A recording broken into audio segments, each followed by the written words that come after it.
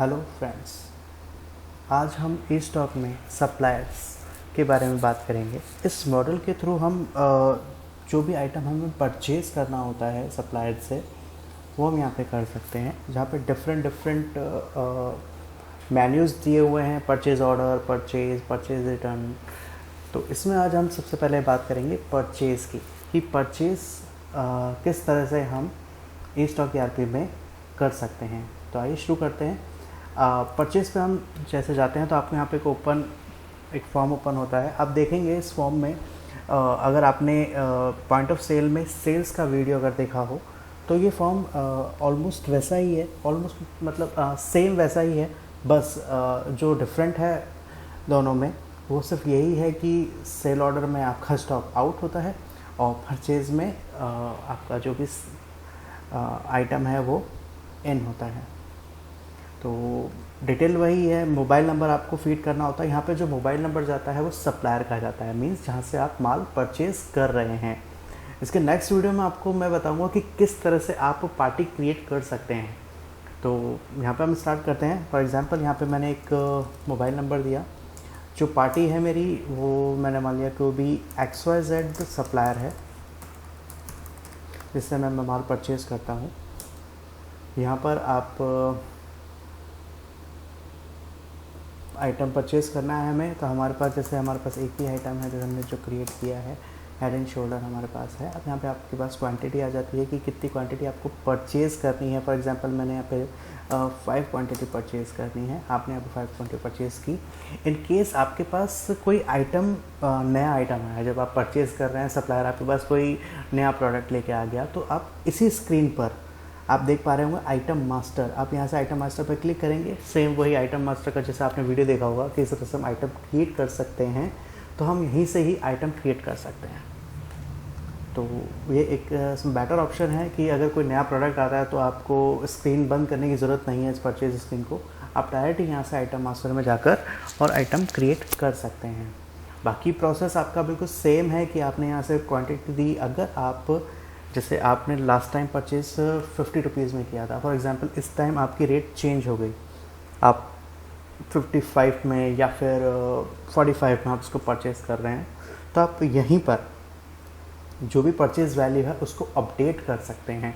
Simple process है। For example यहाँ पे 45 रुपीज़ का आपके पास परचेज़ प्राइस आया हेड एंड शोल्डर का। आप जैसे ही यहाँ पर टैब देते हैं तो यहाँ पर ही आपसे आपके सामने एक विंडो ओपन हो जाती है, पॉपअप आ जाता है जहाँ पे लिखा था रेट अपडेट।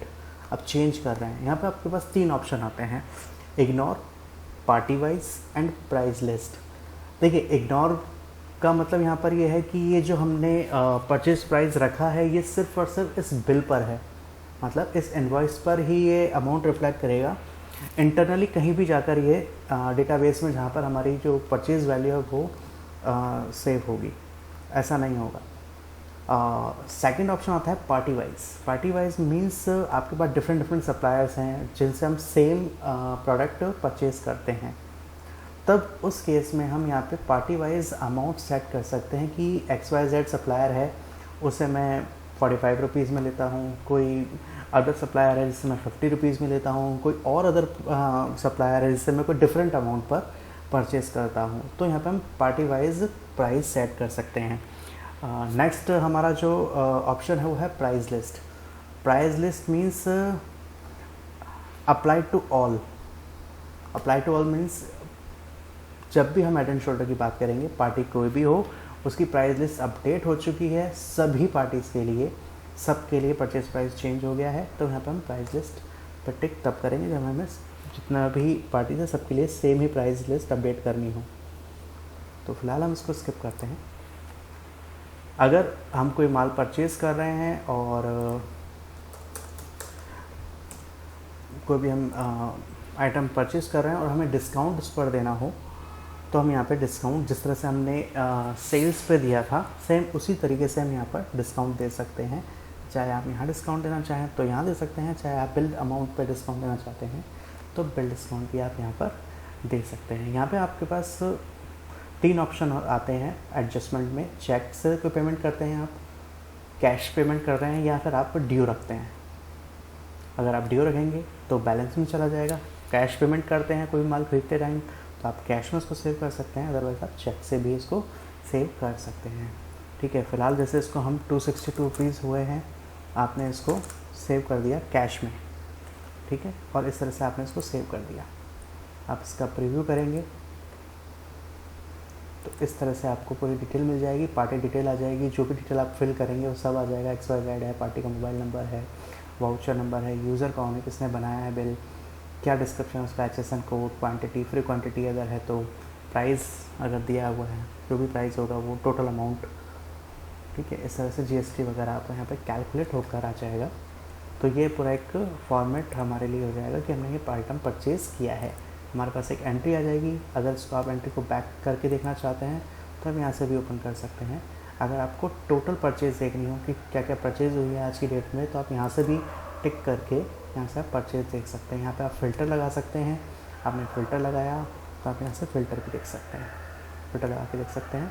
अगर आपको नेम से सर्च करना हो कि पर्टिकुलर कोई पार्टी है, उसका क्या नेम है, जो भी है वो यहाँ पे आपने टाइप किया पार्टी नेम से, तो जब उस सप्लायर से अपने माल ख़रीदा होगा वो पूरी लिस्ट दिखा देगा इस डेट के according, start date to end date के अकॉर्डिंग। तो इस तरह से आप परचेज़ कर सकते हैं। ये परचेज़ फॉर्म है, एक सिंपल फॉर्म है। यहाँ पर इसमें कोई ऐसे टिपिकल चीज़ नहीं है जिससे आपको लगे कि नहीं ये एंट्री हम नहीं कर पाएंगे। एक सिंपल प्रोसेस है जिस तरह से आपने सेल में किया था, तो इस तरह से आप परचेज़ कर सकते हैं इस सॉफ्टवेयर के थ्रू। इस वीडियो में इतना ही। नेक्स्ट वीडियो में हम बात करेंगे कि पार्टी किस तरह से क्रिएट होती है और परचेज़ रिपोर्ट हमें देखनी होगी कि परचेज़ की रिपोर्ट किस तरह से जनरेट हुई है और क्या क्या यूज़ है, किस तरह से उनको हम देख सकते हैं। Thank you.